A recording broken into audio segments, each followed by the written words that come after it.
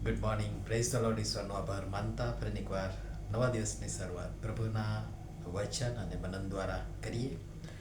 પ્રભુનું વચન કહે છે, ત્યારથી ઈસુ પ્રગટ કરવા તથા કહેવા લાગ્યા કે પસ્તાવો કરો, કેમ કે આકાશનું રાજ્ય પાસે આવ્યું છે. માથે લખેલી સુવાર્તા તેનો 4થો અધ્યાય અને 17મી કલમ. આજનો વિચાર ખ્રિસ્તમાં અતિ પ્રિયવાલા મિત્રો, પ્રભુ ઈસુ ખ્રિસ્તના અધમોદ્ધારક નામમાં આપ સર્વને સવારની પ્રેમી સલામ.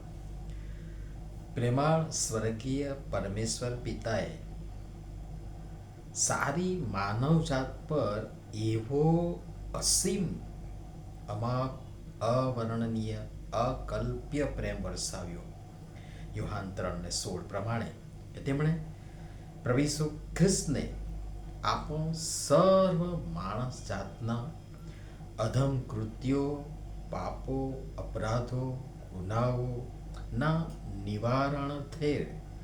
નિવારણાર્થે અને સર્વના પાપોની માફી મળે એ માટે મોકલી આપ્યા.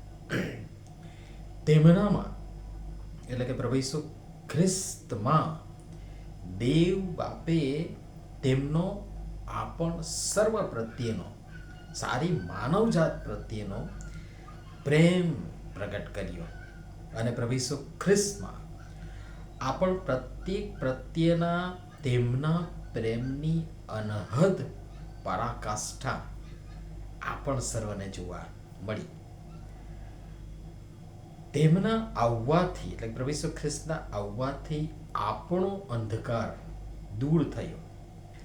આપણે જેવો અંધકારમાં હતા, અંધકારમાં ચાલતા હતા, તેવા આપણને પ્રભુ ઈસુ ખ્રિસ્ત રૂપી મહાન પ્રકાશ અને અજવાળું મળ્યું. યશાયા 9 પ્રમાણે આપણે જેવો મરણ સ્થાનમાં તથા મરણની છાયાની ખીણમાં હતા, તેવા આપણ સર્વને એ અજવાળું પ્રકાશવાથી પ્રકાશ મળ્યો ને આપણે પ્રકાશિત થયા, પ્રકાશના સંતાનો બન્યા, અજવાળાના દીકરા અને દીકરીઓ તરીકે આપણે થયા અથવા તો બન્યા. એ ઓળખ આપણને પ્રાપ્ત થઈ. તો હવે આપણે શું કરીએ? એ તો ઈશ્વરે બધું કર્યું આપણા માટે, આપણા સર્વના માટે. તો આપણે શું કરીએ? મારો અંધકાર દૂર થયો, મને અજવાળું મળ્યું, મને પ્રકાશ મળ્યો, એ બીજાઓને પણ મળે ને તેમનો અંધકાર પણ દૂર થાય એવા પ્રયાસ કરો. મારી જેમ હજી જેઓ મરણાવસ્થામાં અથવા તો મરણ સ્થાનમાં કે મરણની છાયાની ખીણમાં ચાલવાનો કે હોવાનો અહેસાસ એ અનુભવમાંથી પસાર થઈ રહ્યા છે, એ અહેસાસ કરે છે, તેવાઓને પણ, એવાઓ પર પણ એ અજવાળું પ્રકાશે એવા પ્રાર્થના સહિતના પ્રયાસ કરો. ઈસુ આવ્યા, અંધકાર દૂર થયો, અજવાળું આવ્યું. મરણ સ્થાન કે મરણની છાયાની ખીણમાં બેઠેલા પર અજવાળું એવું પ્રકાશ્યું કે તેઓ ઝળાહળા થઈ ઉઠ્યા અને વિશ્વભરમાં જેટલે સુધી પહોંચાય એટલે સુધી ખ્રિસ્તને અને ખ્રિસ્તના પ્રેમને, ખ્રિસ્તના પ્રકાશને, ખ્રિસ્તની સુવાર્તાને પ્રગટ કર્યા. તો હવે ઈસુ ત્યાર પછી જે વચન આપણે જોઈ રહ્યા છીએ, વચનમાં જે લખ્યું છે પ્રમાણે ઈસુ ત્યાર પછી જે કહે છે એ પ્રથમ કરીએ. પસ્તાવો કરો, કેમ કે આકાશનું રાજ્ય પાસે આવ્યું છે.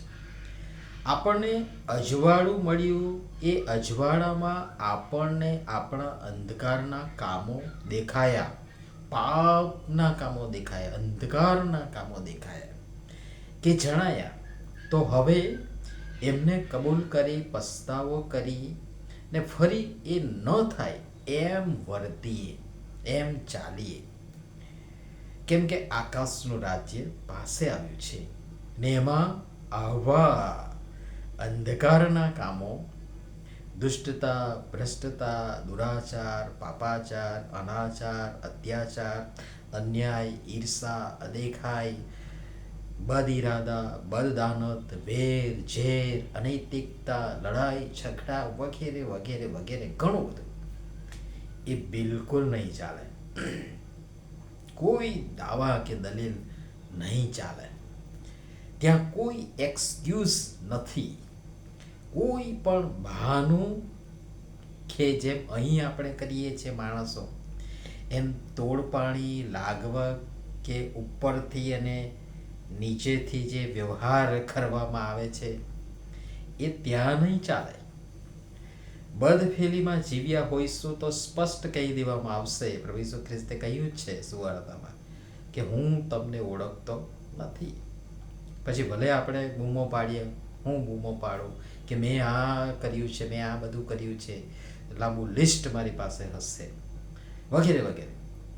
અને તેથી એ કશું નહીં ચાલે. અને તેથી પસ્તાવો કરીએ, કબૂલીએ કે હું પાપી છું, મારા પાપ અઘોર છે, ખ્રિસ્તમાં માફી છે તે મને મળે.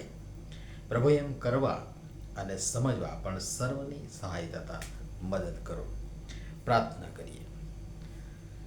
પ્રેમાળ પિતા, કૃપા કરી અમને અમારા પાપોની માફી બક્ષો અને ખ્રિસ્તમાં અમને માફી મળી છે એવો વિશ્વાસ સાથે શુદ્ધ અને પવિત્ર જીવન જીવવા અને તેમાં કાયમ રહેવા અમ સર્વની તમે સહાય તથા મદદ કરો. પ્રભુ ઈસુના નામમાં આમેન. ધન્યવાદ.